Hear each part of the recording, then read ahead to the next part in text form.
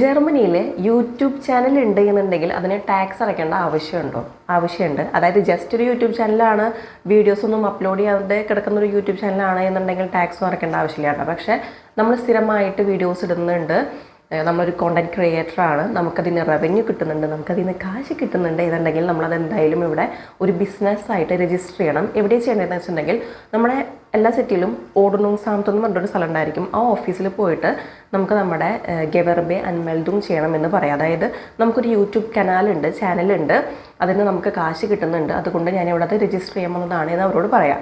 അപ്പോൾ അവർ നമുക്ക് ഒരു ഫോം തരും. ആ ഫോമിൽ നമ്മൾ സൈൻ ചെയ്യണം. പിന്നെ നമ്മളൊരു പേയ്മെൻറ്റ് അതിന് കൊടുക്കണം. അതായത് ഞാനിവിടെ കൊടുത്തത് 25 യൂറോയാണ്. മുന്നത്തെ സിറ്റിയിൽ ഞാൻ എത്രയോ ചെയ്തു, എനിക്ക് ഓർമ്മയില്ല. അത് നമ്മുടെ സിറ്റി ഡിപ്പെൻഡ് ചെയ്തിരിക്കും. പിന്നെ അത് കഴിഞ്ഞിട്ട് ടാക്സ് ഓഫീസ് ഫിനാൻസ് ആംറ്റിയിൽ നമുക്കൊരു ലെറ്റർ വരും.